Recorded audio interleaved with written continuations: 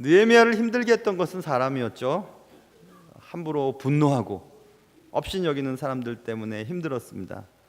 또 때로는 때를 지어서 공격하려고 했던 사람들 때문에 마음이 힘들어서 내일이 안 왔으면 좋겠다 하고 그렇게 매일매일 지냈던 때도 있었죠. 그리고 더 문제는 공동체 내에 서로에 대한 원망의 문제가 또 발생되었어요. 그럼에도 불구하고 느헤미야는 그러한 문제들을 하나씩 풀어나가면서 겨우겨우 견디고 있었던 그때였습니다. 오늘 본문은 그런 일련의 사건들이 쭉 이어간 다음에 잠깐 쉬는 시간인 것 같아요. 그동안 지내왔던 시간들을 느헤미야가 돌아보면서 내가 이렇게 살았노라고 자신감 있게 설명한 구절이 오늘 읽은 14절부터 19절 말씀입니다. 요즘 우리는 과거에 권력을 소유했던 자들이 권력의 자리에서 그 권력을 얼마나 남용했는지에 대한 실상을 보고 있습니다. 이러한 때 오늘 느헤미야의 말은 우리 그리스도인들이 사회적인 책임을 어떻게 감당해야 하는지에 대한 해답을 찾게 해 줍니다. 오늘 말씀을 듣는 가운데 우리 모두가 하나님 주신 말씀의 의미를 깨닫고 내가 이 사회 속에서 또 역사적인 순간 속에서 어떻게 살아야 되는지를 깨닫는 귀한 시간 될 수 있기를 주님의 이름으로 축원합니다. 자, 오늘 본문을 읽으면 우리의 눈에 확 들어오는 단어가 있는데요. 그것은 14절과 18절에 두 번 쓰여 있는 총독의 녹이라고 하는 단어예요. 총독의 녹. 이런 겁니다. 나는 총독이다. 느헤미야가 스스로를 얘기하는 거예요. 난 총독입니다. 그러나 총독의 녹을 먹지 않았습니다. 여기서 말하는 녹은 레헴이라고 하는 히브리말 레헴은요, 일반적으로 양식, 그러나 또 당대에는 양식으로 또 월급을 줬잖아요. 그러니까 월급 혹은 뭐 재물, 특권 이렇게 다 이해가 되는 단어예요. 해석이 돼요. 그래서 현세적이고 물질적인 이득 혹은 일신의 이득 혹은 일신의 사리 사육할 때 쓰이는 그 사리로 해석이 돼요. 그러니까 쉽게 얘기하면 이런 겁니다. 내가 총독의 자리에 올라서 총독이 누릴 수 있는 다양한 고난들이 있었어요. 특권이 있었습니다. 먹을 수 있을 만큼 먹고 얼마든지 양식을 거둬들일 수도 있고 권력을 부릴 수도 있고 그랬는데 그렇게 하지 않았다 이것입니다. 총독의 녹을 먹지 않았다 말은 그런 말입니다. 나에는 권리가 있었지만 그 권리를 주장하지 않았어. 나는 그 권리를 오히려 포기했습니다. 이렇게 지금 느헤미야가 얘기하고 있는 거예요. 14절 보면 나는 총독의 녹을 먹지 아니하였다 이렇게 14절 얘기하고 있고 18절에 보면 나는 총독의 녹을 요구하지도 않았다 이렇게 얘기하고 있습니다. 나는 총독의 녹을 먹지도 않았고 총독이 누릴 만한 권리를 요구한 바도 없습니다. 난 이렇게 살았습니다 라고 백성들에게 얘기하고 스스로를 평가하고 있는 것입니다.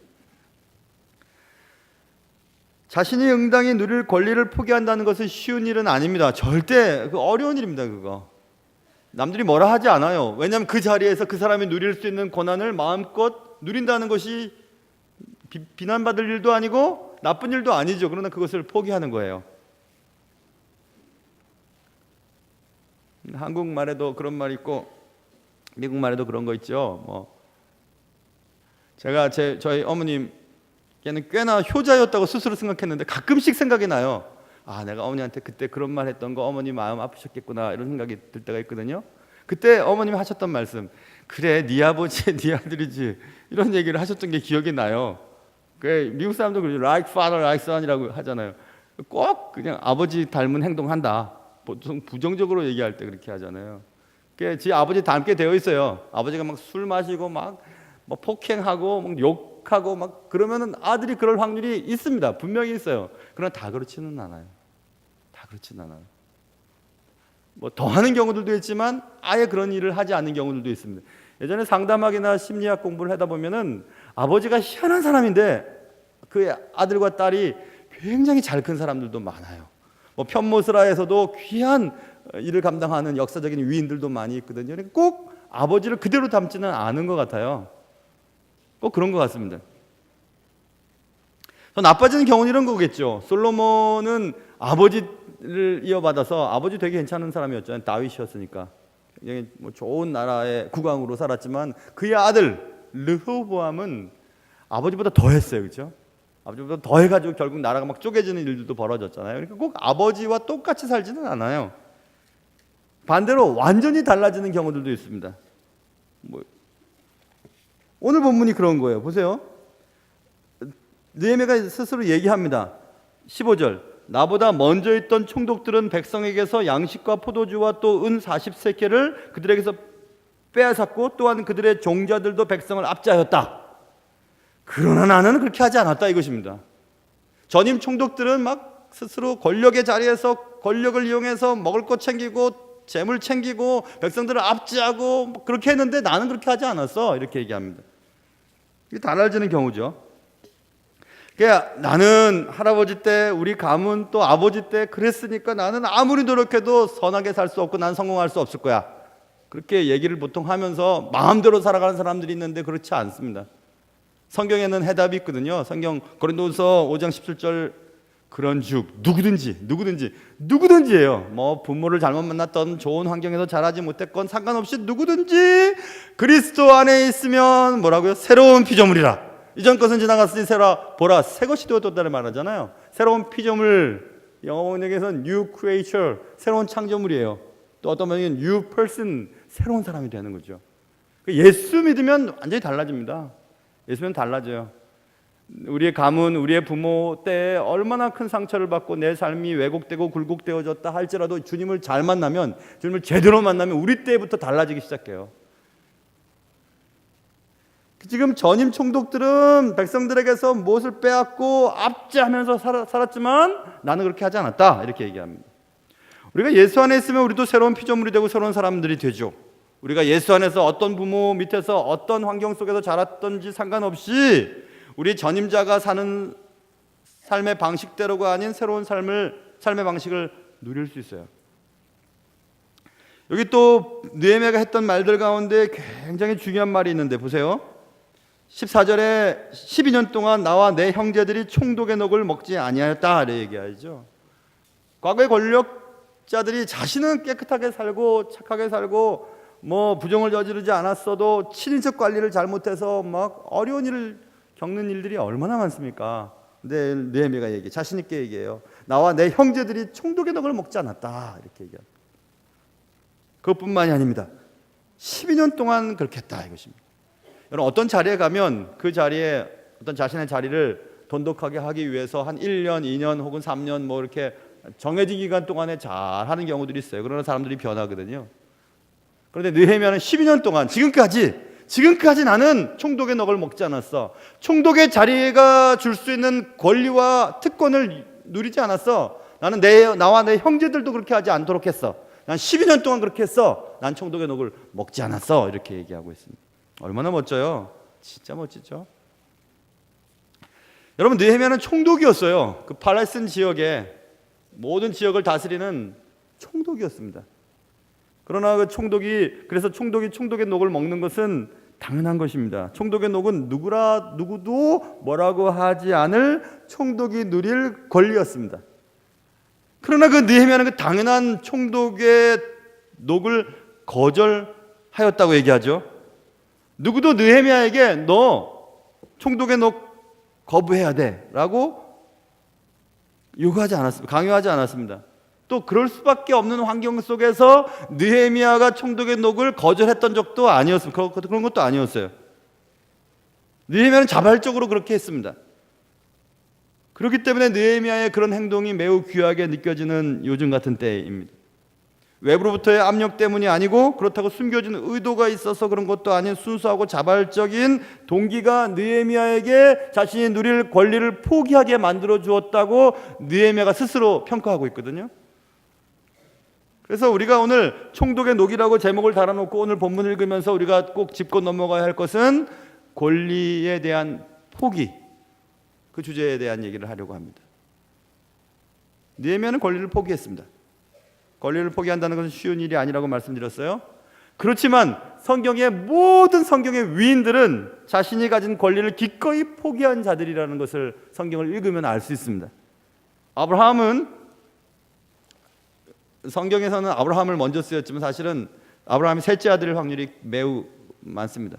왜냐하면 자신의 조카와 나이 차이가 별로 없었기 때문에 뭐 땅을 소유하는 것에 대해서 뭐 얘기를 하고 뭐 이런 것을 보면 충분히 이해할 수 있는 거죠.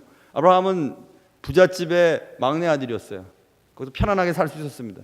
그러나 하나님이 주신 그 비전을 향해서 약속의 땅을 가면서 얼마나 이사를 많이 다녀야 했고 얼마나 어려운 일을 많이 겪어야 했습니까? 아브라함은 권리를 포기했죠. 다윗도 하나님 주신 그 왕권, 하나님이 세우신 기름 부은 자의 권리를 주장할 수 있었어요. 그러나 내가 하나님이 이미 세우신 기름 부은 자 사울을 내 손으로는 해야 하지 않겠다 하면서 자신의 권리를 포기하는 장면이 계속해서 나오죠. 사도들도 마찬가지입니다. 사도들도 얼마든지 자신의 권리를 주장할 수 있었지만 하나님이 원하시는, 예수 그리스도께서 기뻐하시는 일을 위해서 자신의 권리들을 하나씩 포기하고 배도 버리고 가족도 떠나면서 하나님의 일을 했던 것을 볼 수 있죠. 바울도 마찬가지입니다. 바울은 로마의 시민권을 가지고 자신이 배운 지적인 능력을 가지고 얼마든지 편안하게 살 수 있었습니다. 예수를 믿고서도 살 수 있었어요. 그러나 그는 그렇게 살지 않았다고, 난 권리를 포기했노라고 고린도 교회에 보낸 고린도 전서와 후서에 여러 번 반복해서 쓰고 있습니다. 나는 권리를 포기한다고. 먹을 권리를 있지만 포기하겠노라고. 나는 받을 권리 있지만 포기하겠노라고. 나는 가정을 꾸릴 권리가 있지만 난 포기하겠노라고. 주를 위해서 그렇게 하겠노라고 이렇게 계속해서 얘기해요. 거기까지 간다면 이제 그 다음에 등장할 분이 누군지 아시겠죠? 하늘의 천상에서 하나님의 독생자로 사시던 예수 그리스도가 천상의 자리를 포기하고 이 땅에 오셨어요. 그런 모든 신앙의 역사 속에서는 자신의 권리를 포기한 자들의 그런 포기의 결과로 이렇게 하나님의 나라의 구원의 장이 열렸던 것을 볼 수 있습니다. 여기서 우리는 우리의 삶을 돌아봐야 합니다. 내가 응당 누릴 수 있는, 내가 누리다고 해서 누구한테나 뭐라는 소리를 듣지 않을 만한 총독의 녹들이 다 있어요. 우리에게는 권한이 있다고요. 특권이 있다고요. 그게 뭔지 먼저 발견해야 하고, 그리고 그것이 어떤 큰 하나님의 뜻을 위해서 포기했던 적이 있었는가 생각해 봐야 합니다. 여기서 우리는 근데 꼭 권리를 포기해야만 됩니까? 그냥 뭐 하나님 주시는 거 누리며 살면 안 됩니까? 이런 얘기를 할 수 있잖아요. 그래서 왜 느헤미야는 왜 총독의 녹을 포기해야만 했을까? 전임 총독들이 하듯이 빼앗고 압제하면서 잘 먹고 잘 살면 되는데 왜 그것을 포기했을까? 난 총독의 녹을 먹지 않았다고 계속해서 얘기하고 총독의 녹을 요구하지도 않았다고 얘기하고 있을까? 그것입니다. 왜 그랬을까? 왜 자신의 권리를 포기했을까? 이유가 있었겠죠. 그럴 수 있었던 이유, 권리를 포기할 수 있었던 이유는 무엇이었을까? 아니, 그래야만 했던 이유는 무엇이었을까? 느헤미야가 나는 총독의 녹을 요구하지도 않았고 먹지도 않았어 라고 얘기할 만한 이유가 무엇이었을까? 그것을 느헤미야가 스스로 얘기합니다. 녹을 먹지 않았고 요구하지도 않았던 이유, 분명히 느헤미야는 자신이 누릴 권리를 포기하였다고 얘기하죠.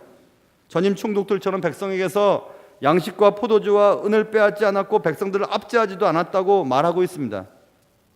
그리고 느헤미야는 자신이 권리 포기를 했던 이유를 스스로 설명하고 있는데, 먼저 16절 보시면 도리어, 그 앞에는 이제 내가 총독의 녹을 먹지 않았다 하고 쭉쭉쭉쭉 빼앗지도 않았고 영접하지도 않았다. 도리어 이 성벽 공사에 힘을 다했다 이렇게 써 있습니다. 느헤미야가 뭐 하려고 여기 지금 팔레스타인에 와서 지금 총독 자리에서 일을 하고 있죠? 페르시아 중앙정부에서 고위직 관리로서 편안하게 살면 되는데 뭐하러 여기까지 왔죠? 그는 성벽을 재건하는 일을 하기 위해서 왔잖아요. 그것이 하나님 주신 사명이었죠. 그가 이 땅에 살아가야 할 이유였지 않습니까? 그 사명을 감당하기 위해서 내가 힘을 다했다 이것입니다. 도리어 이 성벽 공사에 힘을 다했다. 도리어, 영어 성경에 instead라고 말이 있어요. 내가 힘을 얻다가 막 쏟아야 돼요. 어떤 전임 총독들은 쏟았어요. 어디다 쏟았냐면 백성을 압제하고 백성에서 뭐 물건들을 빼앗고 자기 배를 불리는 일에 막 힘을 쏟았어요. 그런데 나는 그 대신에 하나님 주신 사명을 위해서 내 힘을 다했다 이렇게 얘기하고 있어요. 여러분, 우리가 이 땅에 살면서 의미 있고 가치 있는 삶을 살아가는 사람들은 대부분 하나님이 여러분 각자에게 주신 사명을 먼저 발견을 해야 해요. 왜 내가 이 땅에 살아있는지, 왜 존재하는지, 하나님에 대한 공부를 시켰는지, 왜 가정을 이루게 하셨는지, 왜 이 땅에 살고 있는지, 왜 이런 자리에 살고 있는지, 왜 외국어를 잘하는지, 왜 내가 사업을 잘해서 돈을 많이 벌었는지를 깨닫고, 그리고 그것을 하나님이 주신 사명을 이루는 일에 사용을 해야 돼요. 그래야지 그렇게 그 힘을 딱 해야 됩니다. 다 힘을 쏟아야 딴짓을 안 해요. 인생을 잘 살다가 마지막에 꼬꾸라지는 사람들이 있는데 사명을 잃어버릴 때 그렇죠. 교회도 마찬가지입니다. 교회가 교회 사명, 사람을 살리는 일에 집중하고 거기에 전념을 다해서 힘을 다 해야 되는데 딴짓을 해요. 자꾸 힘을 딴 데 써요. 보세요. 보면 보세요. 14절에 난 총독 먹지 않았어. 그리고 15절에서 나는 백성들에게서 뭘 빼앗지도 않았어. 내 종자들도 백성을 압제하지도 않았어. 전임 총독들은 그렇게 했어. 난 근데 그렇게 하지 않았어. 도리어 힘을 다했어. 이렇게 얘기하고 있죠. 자신의 사명에 집중하였기 때문에 16절 보세요. 이 성벽 공사에 힘을 다했다. 그리고 땅도 사지 않았다. 땅을 사지 않았다. 교회도 마찬가지예요. 그리고 여러분의 삶도 마찬가지입니다. 우리가 우리의 사명에 집중하는 동안만큼은 그 사명을 다하느라고 애를 쓰는데, 교회도 말이에요. 교회도 막 커지고 막 그러면 막 땅 사고 건물 짓고 이런 데 관심을 기울여요. 그러면 안 돼요. 교회는 생명 살리는 일에만 집중을 해야 하거든요. 그런데 자꾸 관심이 딴 데 가면은 땅 사고 건물 건축하고 이런 데만 관심이 많아요. 내 교회 막 성도 많아지고 이런 데만.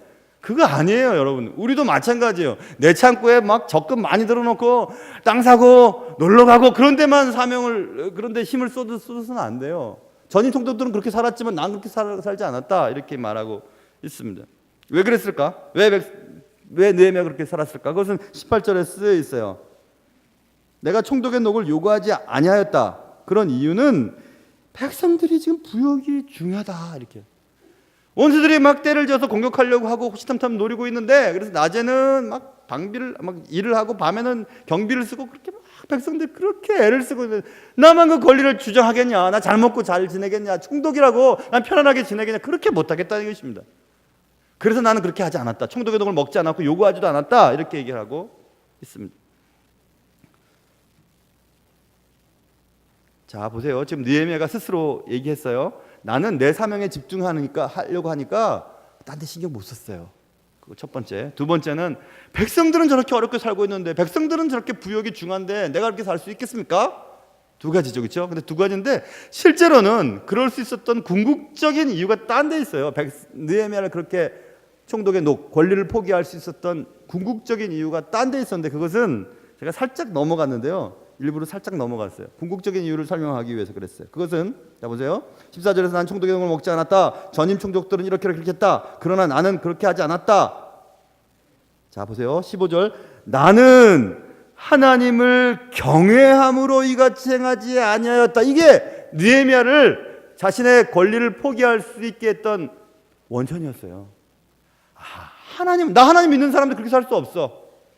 내가 내 자리를 탐하고 내 자리에서 누릴 수 있는 권력을 추구하느라 내 힘을 다 쏟을 수 없어. 나는 그렇게 할 수 없어. 왠지 알아? 나 하나님 믿는 사람이거든. 이렇게 얘기하는 거예요. 얼마나 멋집니까, 여러분? 그렇게 살아야 돼요. 우리 예수 믿는 사람은. 얼마든지 먹을 수 있고, 얼마든지 좋은 차 타고 다닐 수 있고, 얼마든지 내가 마음대로 할 수 있어요. 왜? 내 돈 갖고 살아가는 거니까. 그러나 그렇게 하지 않을 거야, 나. 그렇게 하지 않을 거야. 저 제3세계 아프리카 난민들, 저기 사람들 저렇게 굶고 있는데 나는 그렇게 살지 않을 거야. 왠지 알아? 나 하나님 믿는 사람이거든. 하나님 믿는 사람인데 나 그렇게 살 수 없지. 이렇게 얘기하는 거야. 느헤미야가 지금 그렇게 얘기하는 거야. 얼마나 멋집니까? 얼마나 멋집니까? 이런 게 안 되니까 교회가 욕을 먹는 거잖아요. 개혁의 주체가 되어서 세상을 개혁하고 세상의 빛과 소금의 역할을 감당해야 될 교회가 개혁의 대상이 되어서 세상 사람들로부터 욕을 먹고 예수 믿는 사람인데도 세상 사람들로부터 신뢰를 못 받는 이유가 뭐가? 세상 사람들과 똑같이 살기 때문에 그런 거 아니에요? 똑같이 누릴 거 다 누리고 먹을 거 다 먹고 즐길 거 다 즐기면서 주의를 한다고 하니까 못하는 거예요. 힘이 없는 거예요. 여유분이 없는 거예요. 근데 느헤미야는 나 하나님 믿는 사람인데 그렇게 살 수 없죠. 하나님 주신 사명에 집중해야 되고요. 백성들이 지금 저렇게 못 먹고 살고 있는데 나만 그렇게 살 수 없어요. 이렇게 얘기하고 있는 거예요. 얼마나 멋진지 모르겠습니다. 신명기에 이런 말이 써 있어요.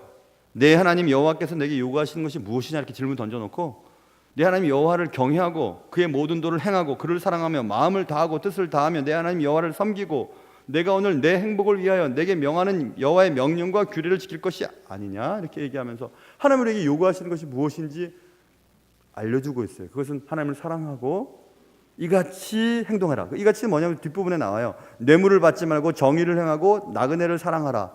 이웃들을 사랑하라는 얘기예요. 하나님이 우리에게 요구하시는 것은 하나님을 정말 사랑하고 내 이웃을 내 몸과 같이 사랑하라 하고 주님이 다시 복음서에서 말씀하고 계시잖아요.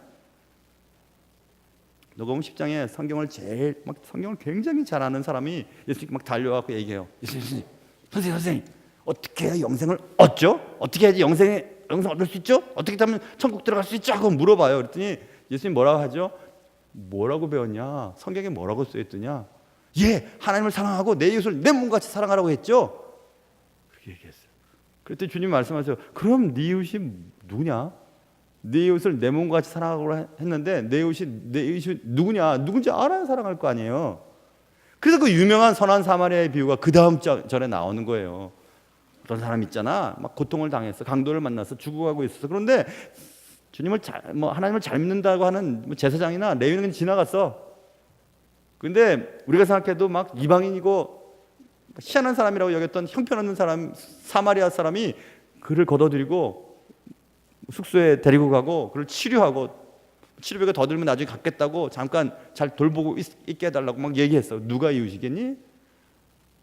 그 두 가지로 해석이 돼요. 사실 그 이웃이라고 하는 것은 도움이 필요한 사람이 내게 이웃이고 도움을 주는 사람이 도움을 받는 사람에게 이웃이에요. 두 가지로 다 해석이 돼요. 자, 그럼 뭐예요, 여러분? 내게 도움을 청하는 사람의 도움을 거절하지 않는 것. 그러려면은 내가 쓸 돈, 내가 쓸 시간, 내가 쓸 모든 것들을 다 누리고서는 여유가 없는 거예요. 여유가 어디 있어요? 내 쓰기도 돈이 부족하고 내가 즐기기에도 시간이 부족한데 어떻게 다른 사람을 위해서 봉사하고 섬기고 가난한 사람들 찾아가서 밥 해주고 몸 닦아주고 밥대 먹여주고 선교하고 장학헌금 내고 그걸 어떻게 할 수 있겠어요?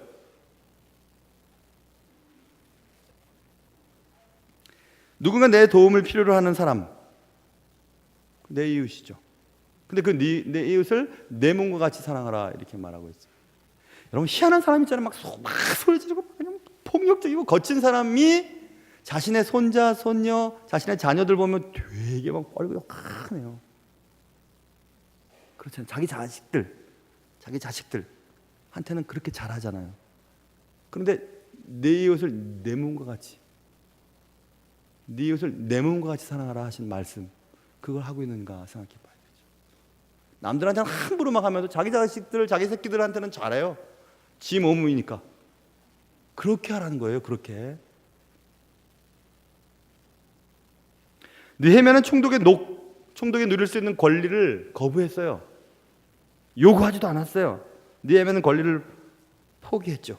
느헤미야가 그럴 수 있었던 이유는, 그래야만 했던 이유는 단 한 가지예요. 하나님 사랑하기 때문에.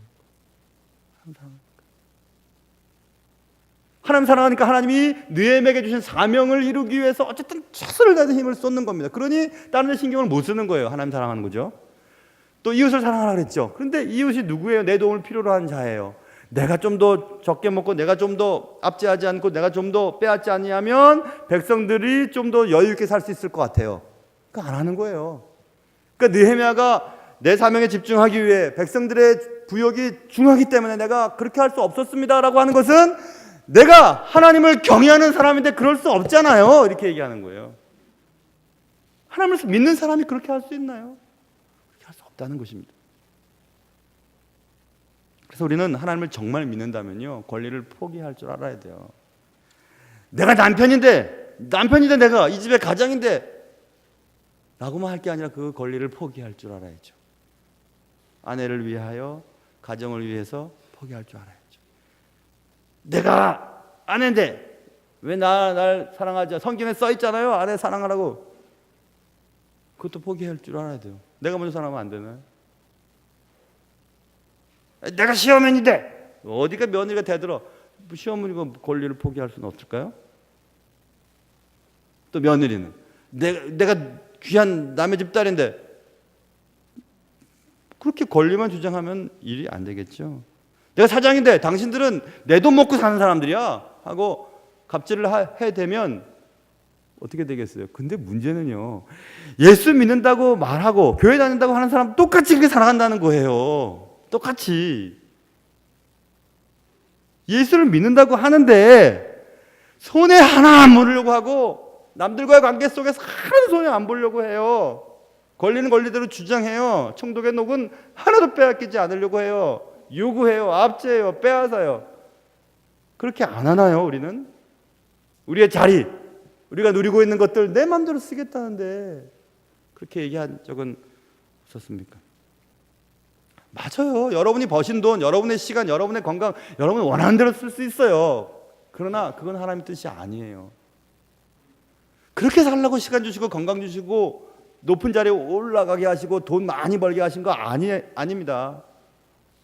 하나님은 우리에게 더 주신 것을 사용해서 사명을 이루도록 주신 거예요. 모든 그리스도인들의 사명은 사람 살리는 거예요. 사람을 살려내는 일이에요. 사람을 살리려면 장학도 해야 되고 선교도 해야 되고 구제도 해야 되고 어쨌든 해서 사람들을 예수 믿게 만드는 일을 해야 되는 거예요. 돈을 드릴 수도 있고 시간을 투자할 수도 있고 내가 가진 어떤 자리에서 여유 있는 것들을 사용해서 할 수 있는 거죠. 그걸 안 하려고 그래요. 누군가를 위해 내가 누릴 당연한 총독의 녹이 무엇입니까? 그걸 거절할 줄 알아야죠. 포기할 줄도 알아야죠. 그래야 그것 가지고 사람 살릴 수 있는 것 아니겠습니까? 우리의 도움을 바라는 사람들은 너무너무 많아요. 영적인 도움, 또 재정적인 도움, 이 주위의 동네 사람들도 마찬가지고요. 그분들을 발견해야죠. 그분들 찾아내야죠. 그분들이 예수 믿게 만들어야죠. 실질적으로 돈을 주면 도와줘야죠. 떡을 줘야죠.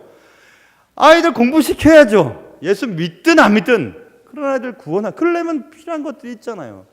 그때 그런 것들 나눠야 되는 거예요. 예수 믿는 사람들은.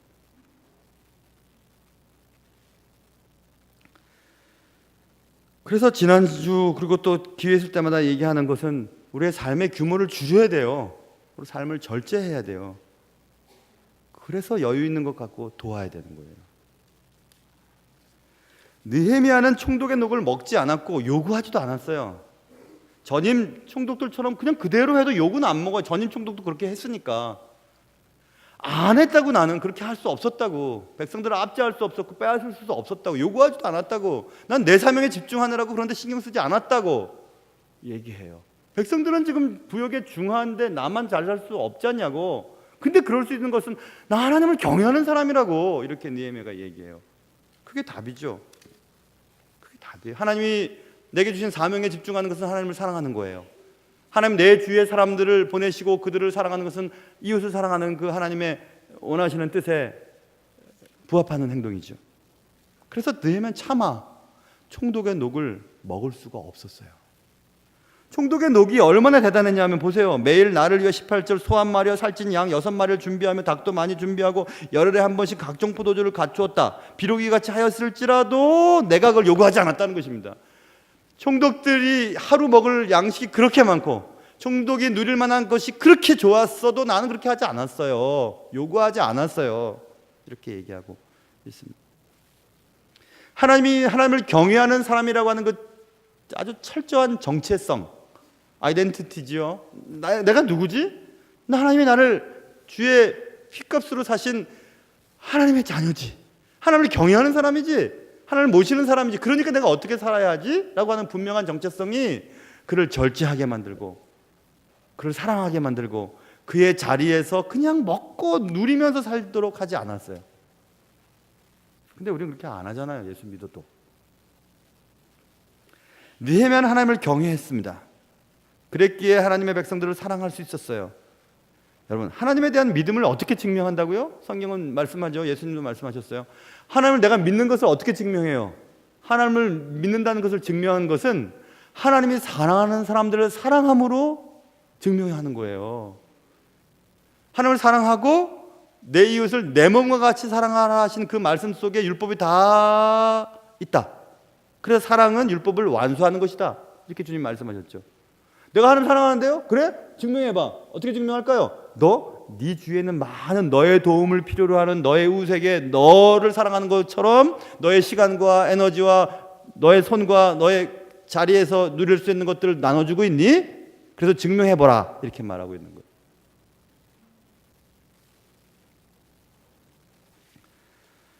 하나님은 언제나 하나님을 믿는 사람들이 하나님이 이 땅에 만들어 놓으신 것들을 사랑하는 삶을 통해서 하나님 앞에 나아가기를 원하세요. 그래서 환경에 대해서 관심을 갖고, 또 제3세계 아이들에 대해서 관심을 가지고, 가난한 자들과 또 외국인 노동자들에 대해서 관심을 갖고, 왜곡된 정치에 대해서 관심을 갖고, 이런 것들이 그리스도인들이 해야 할 일들이에요. 나만 잘 먹고 잘 살고 기회만 되면 이민 가서 잘 살지 뭐, 그게 아니라 우리가 누릴 수 있는 권한과 특권을 의도적으로 자발적으로 선택하는 거죠. 늘 말씀드리잖아요. 자발적인 가난을 선택함으로 내가 누릴 수 있는 것의 차이만큼을 가지고 남을 도울 수 있어야 돼요. 자발적으로 선택해야 되는 거예요. 그런 것들은 선교하고 장학하고 구제하는 것들도 그렇게 살기로 결심해야만 생기는 거예요. 총독의 녹을 다 먹고 다 누리고 다 살면 못 사는 거예요. 그렇게 살 수 없는 거예요. 여기서 우리는 그러면 이런 질문을 던져야죠. 그러면 목사님, 부가 죄입니까? 자꾸 부에 대해서 우리 얘기하시는 부가 죄입니까? 아니에요. 부는 죄 아니에요. 부 자체는 죄가 아니죠. 죄 아니에요. 그러나 가난한 자, 이웃, 내 도움을 필요로 하는 자들이 분명히 있음에도 불구하고 그들에 대하여 무관심할 때 그 부자가 가진 부는 죄가 되는 거예요. 자기 집 문 앞에서 부스러기 먹으면서 몸에 온통 피부병이 생겨서 고통당하고 있던 나사로가 죽었어요. 부자가 잘못한 것은 성경에 기록되어 있지 않아요. 그러나 부자는 지옥가에 있어요. 그리고 천국에 가 있는 나사로 보면서 물 좀 찍어달라고 얘기를 해요. 부자가 뭐 잘못했는데요? 부자는 나사로의 고난과 나사로의 아픔과 나사로가 힘들어하는 것에 대해서 무관심했던 죄예요. 그렇기 때문에 지난주도 말씀드린 부유한 그리스도인, 가난한 시대를 사는 부유한 그리스도인이라고 하는 말은 명제가 잘못된 말이에요. 그렇지 않아요. 그러면 안 돼요. 교회는 교회가 위치한 주위는 막 가난하고 헐벗고 굶주리고 있는데 그 가운데 교회는 최고의 건축물을 들여서 큰 예배당을 짓는다? 그리고 거기를 출입하는 사람들은 멀리서 차를 타고 와서 멋지게 들어와서 앉아 있는다? 가까운 사람들은 들어올 수 없을 만큼 너무 차이가 난다? 아니죠. 그건 아니죠. 무심함이 죄가 되는 거예요. 누구에게 대한 무심함이요? 내 도움을 필요로 하는 사람들이 좀 죽어가고 있잖아요. 근데 무심해요. 그게 죄예요. 그게 지옥 갈 죄예요. 그래서 부자가 죄를 짓고 천국에 못 들어갈 확률이 매우 높은 거예요. 왜냐하면 무관심하거든요. 내 배가 부른데 남의 배고픈 게 생각이나 나나요? 생각 안 납니다. 생각 안 나요. 상처 주는 말이나 하죠. 뭐 자기는 잘 사니까, 먹는데 문제 없으니까, 추위에 떨어보지도 않았으니까, 배고프지도 않으니까, 자녀 공부시키느라고 애써보지도 않았으니까 아무 걱정 안 하는 거예요. 아무 염려하지 않는 거예요. 그리고 배만 두드리고 있는 거죠. 아, 총독된 거 좋다, 총독의 녹을 즐기자 하는 거죠. 우리 교회 부임하고 나서 하나님이 희한하게 한 2020 몇 년까지 이렇게 우리 교회가 나아가야 할 방향들을 쭉 적어놓게 하셨어요. 쭉 적어. 아무한테는 얘기 안 했지만 쭉 적어놓았어요. 그래서 올해 표는 사실 다른 거였었어요. 그 쭉 적어놓은 과정에. 근데 기도원 가서 기도를 이렇게 하는데, 내년에 이제 제가 10년째잖아요. 올해가 9년 차고 우리 교회 온 지 말입니다. 하나님, 이 시점에서 하나님이 우리 교회와 저에게 요구하시는 것이 있으셨어요. 그것은 다시 예수께로 초점을 맞추라는 거였습니다. 다시 예수께로. 교회가 하나님의 은혜로 안정되고 부흥되고 또 많은 사람들에게 좋은 영향을 주고 있는 좋은 교회가 된 건 옳아요. 감사해요. 너무 감사하죠. 이제 이쯤 됐을 다시 예수께로 초점을 맞추지 않는다면 엉뚱한 방향으로 갈 확률이 많아요. 권리를 누리고 특권을 누리고 내 배만 두드릴 확률이 굉장히 많습니다. 주님이 우리에게 다시 예수께로 집중하고 다시 예수께로 돌아가기를 하나님이 기뻐하시는 거예요. 그래서 Back to Jesus라고 하는 표가 만들어지게 된 거죠. 다시 예수께. 다시 예수께로 돌아가려면요, 우리의 지금 살아가는 삶의 태도와 삶의 방식들을 한번 가만히 들여다보세요. 그리고 하나님 앞에서 나의 삶의 방식과 삶의 태도가 뭔가 걸리는 부분이 있잖아요. 죄가 자각되고 떳떳지 못해요. 내가 예수 믿는 사람답지 않아요. 지금 내가 살아가는 삶의 방식이, 하는 말이나 행동이 그리고 그 회사를 다니는 방식과 또 기업을 하는 방식과 장사를 하는 방식이 전혀 주님이 원하시는 방식이 아니에요. 그래서 떳떳하지 않아요. 그 양심의 가책을 자꾸 느껴요. 그래야 돼요. 그래야 이게 잘못했구나 하고 돌아가야 되거든요. 그렇지 않으면 점점 이상하게 돌아가요. 점점 이상하게 돌아간다고요. 그래서 back to Jesus, 다시 예수께로 돌아갈 수 있는 첫걸음은 내가 지금 내 삶의 방향이 바른지 살펴보는 거예요. 잘못했다면 빨리 돌아가야 돼요. 한참을 가면 갈수록 틈이 벌어지기 때문에 그렇기 때문입니다. 여러분, 정당한 노동에 의한 부에 대해서는 죄책감 느낄 필요 없어요. 목사님 맨날 부자 보고 뭐라 그러네. 나 부자인데 어떡하지? 아니요. 정당한 노동에 의해 부를 축적하고 그래서 그 부를 가지고 있는 분들은 죄책감 느낄 필요가 없어요. 오히려 하나님을 찬양해야 되죠. 하나님이 내게 여유 있는 돈을, 여유 있는 자리를, 여유 있는 직책을 주셨습니다. 하나님 감사합니다. 근데 거기서 끝나면 안 돼요. 거기서 끝나면 안 되는 거예요. 물론 정당치 못한 방법, 예를 들면 이런 거죠. 부모를 잘못 만나서 처음부터 재산을 갖고 시작했어요. 혹은 노동력을 착취해서 부를 축적했어요. 혹은 사기적인 계약을 통해서 내가 부를 축적했어요. 그런 부가 있다면 죄책감을 느껴야 돼요. 예수 그리스도를 만났던 삭개오가 내가 잘못된 방식으로 부를 축적했다면 4배나 돌려주겠습니다. 이렇게 얘기했던 그런 게 시작이 돼야 되는 거예요. 그리고 아까 얘기했던 죄책감을 느낄 필요 없는 부가 축적이 되었어요. 하나님을 찬양해요. 감사해요. 그런데 그 부와 그 자리와 그 능력과 그 특권을 여러분 인생 잘 보내라고 주신 것이 아니라는 사실을 깨달아야 돼요. 그걸 뭐 때문에 하나님이 주셨는데요? 그것은 여러분과 저에게 주신 사명을 이루는 도구로 사용하기를 원하세요. 그걸 이루지 않냐고 막 창고 크게 짓고 막 그러다가 오늘 밤에 내 영혼을 내려가면 그건 누구 것 되겠냐 하신 주님의 말씀이 딱 맞아 떨어집니다. 재산 많이 모아두고 자녀들한테 집 한 채씩만 남겨주고 하는 것 다 우리 원하는 거예요. 그렇죠? 그러나 그 재산이 자녀들을 갈라서게 만드는 일들이 얼마나 많습니까? 그리고 마지막에 인생에 주님 만나러 가기 바로 전에 아주 냄새 풍기며 인생을 마치는 인생들이 얼마나 많습니까? 뭐 때문에 그런가요? 사명을 잃어버렸기 때문에 그래요. 사명을 잃어버렸기 때문에. 내게 주어진 사회적인 책임을 다해야 되는 거예요. 내 주위의 사람들이 내게 도움을 요청하고 있는 것, 내 귀를 기울여야 되는 거예요. 내 집 앞에 개가 헌대를 막 핥고 상에서 떨어진 부스러기를 먹으면서 살아가고 있는 사람들을 볼 줄 알아야 되는 거예요. 무관심해서는 안 돼요. 정치, 경제, 사회, 국방, 교육 모든 분야에 있어서 내가 해야 될 역할을 감당해야 되는 것입니다. 그래서 우리가 누릴 권리는 오직 권리를 다 누리지 않겠다고 하는 권리만을 우리가 추구해야 돼요. 내게 주어진 거 다 쓰고 다 먹고 다 살다 가지 않겠다라고 하는 그런 권리. 난 그렇게 살아야 될 권리가 있어. 난 다 그렇게 쓰지 않을 거야 라고 하는 그런 권리만이 우리 예수 믿는 사람들에게는 요구되죠. 우리는 각자에게 허락되어진 총독의 녹이 있어요. 다들 각각 있어요. 그들의 자리, 그들이 놓여 있는 것들.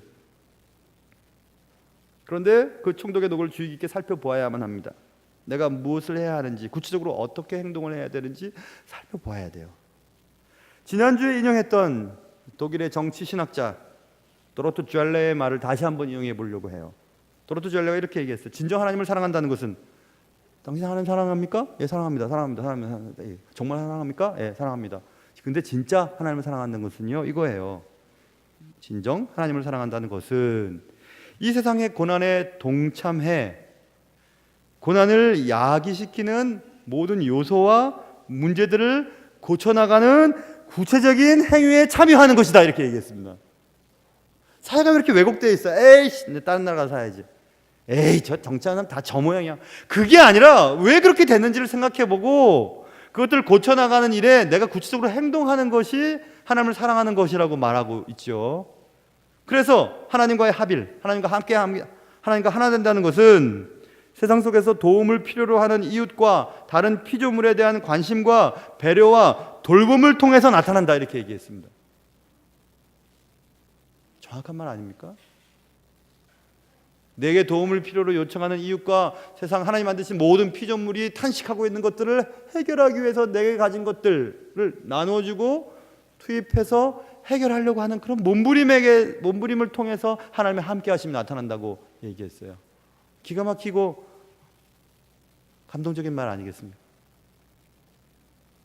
이렇게 했어요. 느헤미야. 난 총독의 녹을 요구하지도 않았고 백성들을 빼앗지도 않았고 압제하지도 않았습니다. 난 전임 총독들처럼 그렇게 하지 않았습니다. 하나님을 경외하는 사람들이거든요 라고 얘기해놓고 마지막에 19절 보면 그 다음에 하나님 앞에 기도해요. 느헤미야. 뭐라고 기도하는지 보세요. 네, 하나님이여, 내가 이 백성을 위하여 행한 모든 일, 그 모든 일은 백성을 생각하며 총독의 녹을 먹지 않고 요구하지도 않고 압제하지도 않고 빼앗지도 않은 그런 모든 일들을 하나님 기억해 주시고 내게 은혜를 베풀어 주십시오, 이렇게 얘기하잖아요. 여러분, 하나님이 은혜를 베푸시는 사람은요, 자신이 하나님의 뜻대로 살아가는 사람들에게 하나님의 은혜 베푸시지, 하나님 내게 은혜를 베풀어 주십시오 하고 그냥 딴짓하고 세상 속에서 하나님 믿는 사람답지 않게 살아가고 그런 사람들이 하나님의 은혜 주시지 않으세요. 우리는 예배당에 와서 하나님 앞에 크게 기도하면서 하나님 은혜 베풀어 주십시오, 하나님 우리 사업을 크게 만들어 주십시오, 내 자녀들 잘 되게 해주십시오, 내 건강을 회복시키십시오, 아무리 우리가 기도한들 우리가 우리의 삶의 자리에서 우리에게 맡겨진 사명을 감당하지 않는다면 은혜는 받지 못할 거예요. 얼마나 멋져요. 하나님 내게 주어진 일을 잘 감당했습니다. 그러니 하나님 내가 한 일을 기억해 주시고 내게 은혜를 베풀어 주십시오. 느헤미야의 기도는 감동이 됩니다. 정말 감동이 돼요. 얼마 전에 교육자 수련회 갔고 또 지난주에는 당회 수련을 갔다 왔는데요. 교육자 수련회 때 새벽 예배 시간인지 밤에 예배 시간인지 아무튼 이런 얘기를 시편 78편 72절에 대한 말씀을 나누었어요. 그것은 이런 얘기예요. 다윗을 하나님 선택하시고 다윗을 통해서 백성들을 이끌었다. 근데 다윗에게 마음의 완전함과 손의 능숙함을 주어서 그 일을 하게 하셨다. 이런 얘기를 하면서 교육자들과 얘기 나눴어요. 거기서 마음의 완전함은 integrity, 순수함, 순진함, 정직함, 완벽함 이런 뜻이에요. 그래서 제가 교육자들한테 얘기했어요. 두 가지가 필요하다. 교육자들에게는 먼저 정직하고 순수하고 하나님을 의뢰하는 마음이 있어야 되고 그 다음에 skillful hands, 능숙한 손, 전문성이 있어야 된다. 그러니까 교육자들은 나이가 적든지 뭐 경험이 없든지 하나님의 말씀을 전문적으로 잘 깨달아서 마음껏 선포해야 된다. 그래야 영적 권위가 생긴다. 뭘 갖고 여러분들이 나이가 뭐 많습니까? 배운 게 많습니까? 그런데 순수한 마음 그리고 능숙한 손 그게 있어야 된다. 뭐 이런 얘기를 나누었어요. 그게 자신감의 근거거든요. 목사 그런 거예요. 제가 주님 앞에 꺼리낌이 있고 여러분들 앞에 꺼리낌이 있으면 설교 잘 못해요. 어떻게 자신 있게 설교하겠어요? 주님 앞에 바로 살지 못하는데. 자신감의 권위, 자신감은 도덕적인 권위밖에 없다 이런 얘기도 많이 합니다. 제가 부교육자들한테 도덕적으로 권위가 있었는데 그것은 주님 앞에 바로 살아야 된다는 거죠. 느헤미야가 지금 그런 거예요. 나 바로 살았습니다, 주님. 바로 살았어요. 그러니까 내게 은혜 베풀어 주십시오. 이렇게 얘기하고 있는 거예요. 바울도 그랬어요. 바울도 사도행전 20장에 내가 밤낮 3년 동안 밤낮 없이 눈물로 각 사람 흥한 것들 기억해 주십시오. 기억해라. 내가 얼마나 수고해. 내가 아무의 은이나 금이나 의복을 탐하지 않았으면 여러분 다 알지 않습니까? 내가 범사에 모범을 보여서 여러분같이 약한 사람들을 돕고 수고하지 않았습니까? 주님께서 친히 말씀하신 바 주는 것이 받는 것보다 복이 있다 하심을 기억하며 내가 그렇게 살았습니다 라고 담대하게 바울이 얘기를 하거든요. 그 자신감이 어디서 나왔을까? 그렇게 살았기 때문에 그렇게 말할 수 있는 거예요. 그렇게 살았기 때문에. 우리도 그렇게 할 수 있어야 돼요. 주님, 나 이렇게 살았어요. 하나님의 말씀 지키느라고 내 권리도 포기하고 다른 사람 도와주려고 내 먹고 싶은 거 먹지 않고 이렇게 했으니까 하나님 내게 이제 은혜를 베풀어 주십시오. 이렇게 자신감 있게 얘기할 수 있는 것은 그렇게 살아야 되는 거예요. 살아야지 그렇게 하나님 앞에 요구도 할 수 있는 거거든요. 총독의 녹에 빠져 하나님의 뜻에 무지한 자가 되어서는 안 되죠. 누가 내 권리를 내가 누린다고 해서 뭐라 그럴 사람은 없다니까요. 그러면 문제가 생겨요. 어릴 때 기억이 나는데요. 할아버님 사시는 곳에 이렇게 가면은 뭐 이렇게 감나무 같은 게 이렇게 있었던 기억이 나는데 감을 몇 개를 안 따셔요. 할아버지 저거 따야지, 저거 안 땄어요. 칭찬 들으려고 저거 안 땄어요, 저 따자고요 막 그랬더니 저거는 우리가 먹을 게 아니야, 까치밥이야. 까치가 먹을 거야, 까치가. 깜짝 놀랐어요. 우리 집에 있는 감나무 우리 다 먹어야죠. 아니면 까치의 몫이야. 미국에 있을 때요, 지역 신문에 이런 거 나왔었어요. 한국 사람들 제발 좀 그러지 말라고. 뭐냐면 도토리 떨어지는 거 도토리 묵혀 먹는다고 도토리를 다 긁어 먹어가니까 어느 날 다람쥐들이 피켓 들고 제발 좀 우리 거 가져가지 말라고, 제발 좀 니들 거 먹으라고, 우리 거 먹어야 되는데 다람쥐 먹을 거지 다 쓸어가니까 다람쥐가 배고파가지고요. 왜 그렇게 해야 되는데요? 아니, 우리 집 앞에 있는 도토리 나무에 도토리 우리가 갖고 가면 뭐가 문제지? 문제가 돼요, 여러분. 우리가 우리의 권리를 주장하면 주장할수록 그렇지 못한 사람들이 누려야 할 권리를 우리가 빼앗는 것이 돼요. 그렇게 살면 안 돼요. 예수 믿는 사람들은 내가 버는 돈, 내 시간, 내 건강 가지고 다 마음껏 살면 안 된다고요. 조금 절제해야 돼요. 몇 주 전 다리 다쳐서 지금 한쪽 다리가 좀 힘든데, 다리가 한쪽이 약하니까 한쪽 다리에 힘이 가요. 한쪽 다리에 부하가 걸리는 거죠. 전화 오네요. 빨리 끝내라고. 여러분, 한쪽에 힘이 가면 한쪽이 너무 짐이 되는 거예요. 우리는 세상 속에서 소금과 빛의 역할을 감당하라고 하는데 세상 속에서 세상 사람처럼 살면 안 돼요. 세상 사람이 우리를 통해서 복을 받아야 되고 우리는 하나님이 세상 속에 축복을 전달하는 통로가 되어야 되는데, 그러려면 우리의 권리를 포기할 줄 알아야 되는 거예요. 느헤미야가 총독의 녹을 나는 포기했어. 나는 요구하지도 않았어. 백성들이 저렇게 어렵게 사는데 어떻게 내가 그렇게 살 수 있어? 내게 맡겨진 사명을 집중하느라고 나는 그런데 신경 쓸 수가 없었어. 왜지 않아? 나는 하나님을 경외하는 사람이거든.